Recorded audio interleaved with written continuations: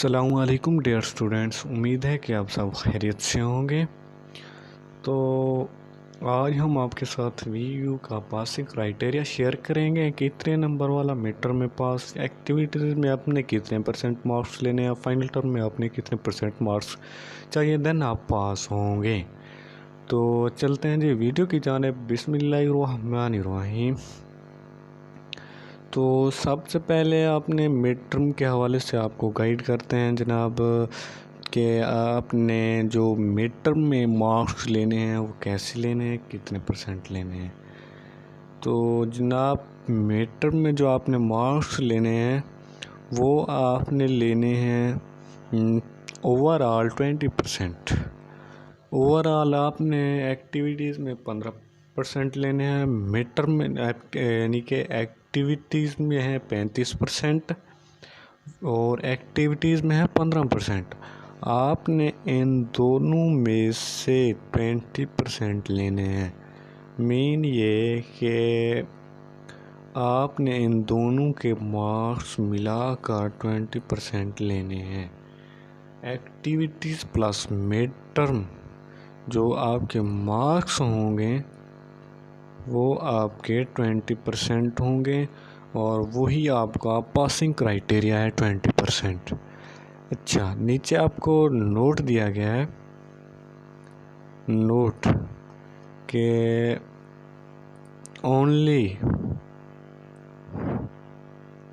you will not pass if you get 20% only in midterm or 15% only in activities.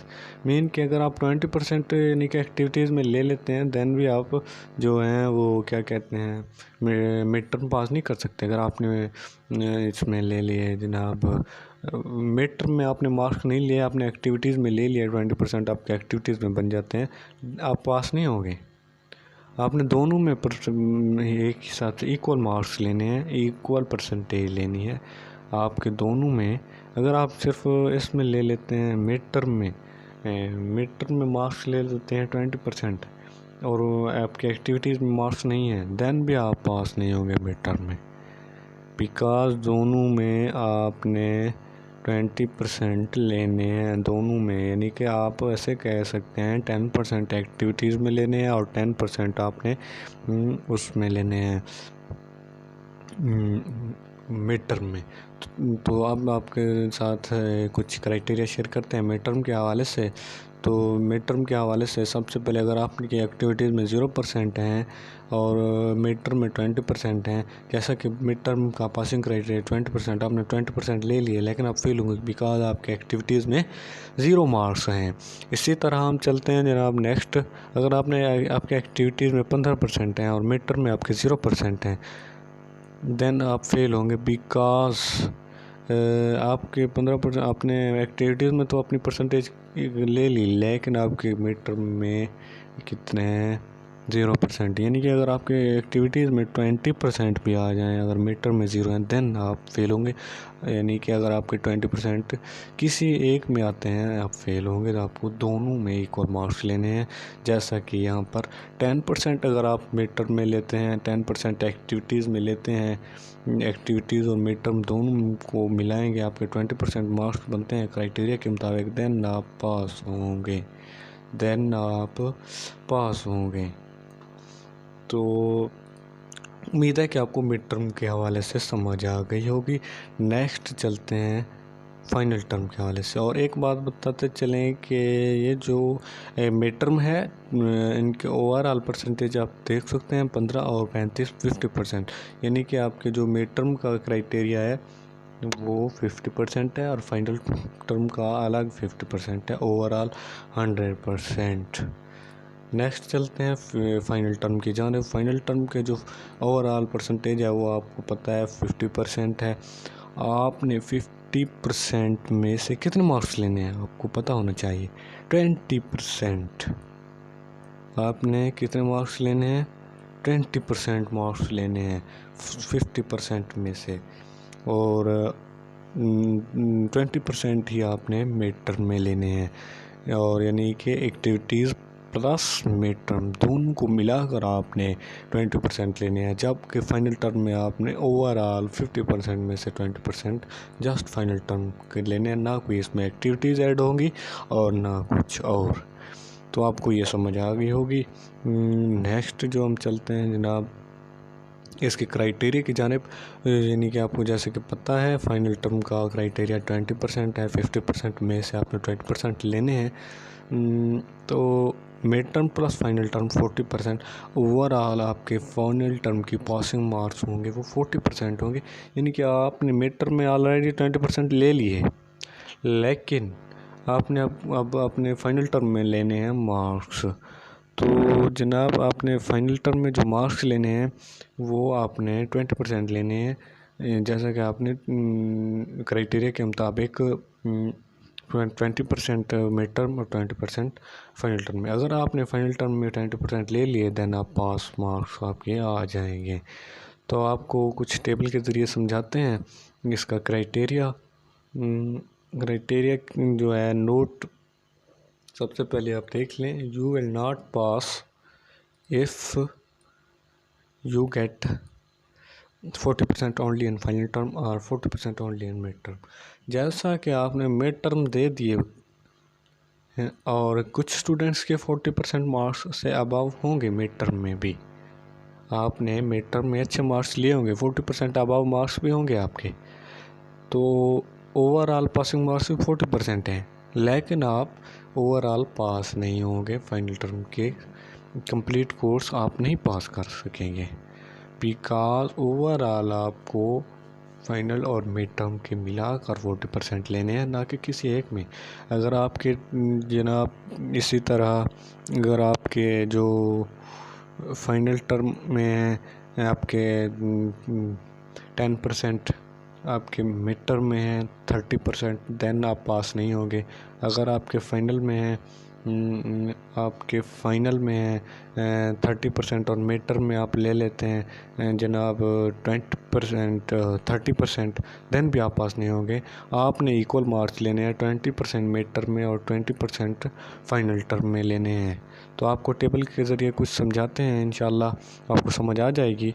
तो आप देख लें, अगर आपके एक्टिविटीज़ में मार्क्स हैं 8% और मिड टर्म की परसेंटेज आपने ली है 10%, फाइनल टर्म की परसेंटेज ली है आपने 17% आपके ओवरऑल पर 45%। एक तो आपकी ओवरऑल 45% नहीं बनी, आपके ओवरऑल 40% नहीं बनी, जिसकी वजह से आप फेल। दूसरी बात आपको समझाते चले, आपने फाइनल टर्म में 17% लिए हैं जो कि आपने 20% लेने थे, और आपने मिड टर्म 18% लिए हैं जो कि आपने 20% लेने थे। इसी तरह नेक्स्ट चलते हैं। नेक्स्ट इसका एक्टिविटीज़ में अगर आपने लिए 3%, मिड टर्म में लिए अगर आपने 4%, आपके मिड टर्म की परसेंटेज ओवरऑल कितनी बन गई 7%। अगर आपने फाइनल टर्म में ले लिया 35%, आपने फाइनल टर्म की फाइनल टर्म का पासिंग क्राइटेरिया तो आपने पास कर लिया, फाइनल टर्म का पासिंग क्राइटेरिया तो आपने पास कर लिया, लेकिन आपके ने मिड टर्म का क्राइटेरिया 20% पास नहीं किया, जिसकी वजह से आपने 40% पूरे कर लिए, लेकिन आपके मिड टर्म की वजह से आप फेल हो गए। तो नेक्स्ट चलते हैं। 20% आपके मार्क्स हैं, इसमें क्या कहते हैं जनाब 12% आपके मिड टर्म में, एक्टिविटीज़ में 22% आपके मिड टर्म में। आपके ओवरऑल कितने बन गए, ये जो हैं जनाब आपके ओवरऑल बन जाते हैं 32%, 34%। इसी तरह फाइनल टर्म की परसेंटेज निकालते हैं जी 8% आपकी बनती है। तो यहाँ पर जो आपके परसेंटेज बनेगी वो आपकी कितनी बनेगी, यहाँ पर आपने सब को काउंट करना है, ये 42 बनती है, तो यहाँ पर 42 आएगा। तो इसी तरह आपने जो 12%, 22% आपके ये हो गए, 34% आपकी मिड टर्म की परसेंटेज 8 है। आपने मिड टर्म के मुकम्मल क्राइटेरिया के हवाले से तो आपने ले लिए। नेक्स्ट हम चलते हैं नेक्स्ट हम चलते हैं जी लास्ट ऑप्शंस की तरफ, जो आपको यानी कि मिड एक्टिविटीज़ मिड टर्म के हवाले से और फाइनल टर्म के परसेंटेज के हवाले से। तो आपने एक्टिविटीज़ में जो मार्क्स लेने हैं वो आपने लेने हैं यहाँ से। एक्टिविटीज़ में आपने लेने हैं, मिड टर्म में भी लेने हैं, आप दोनों को प्लस करके आपने 20% लाजमी लेने हैं। तो आपके ये बनते हैं 34%, तो आप मिड टर्म में क्लियर हो गए। देन आपने 20% फाइनल टर्म में भी लाजमी लेने हैं, तो आपके फाइनल टर्म के 20% हैं। अगर आपके 20% से एक भी कम हुआ, अगर आपके 19% आ गए, देन आप फेल तस्वुर होंगे। अगर आपके 20 या 20+ मार्क्स हैं, देन आप पास होंगे। 20% आपने मिड टर्म में लेने हैं, 20% आपने फाइनल टर्म में लेने हैं। जैसा कि आपको बताया भी है कि जो परसेंटेज है वो है फाइनल टर्म की 50%। 50% में से आपने 20% लेने हैं, जस्ट 20%। इसी तरह मिड टर्म के भी कितने हैं, 20% ही आपने लेने हैं। 50% है मिड टर्म के भी ओवरऑल, जिसमें एक्टिविटीज़ भी हैं और मिड टर्म भी है। तो आपने एक्टिविटीज़ और मिड टर्म दोनों को मिलाकर 20% 50 में से लेने हैं। तो आपने ओवरऑल 40% आपने ओवरऑल जो है जनाब ये 40% लाजमन लेने हैं।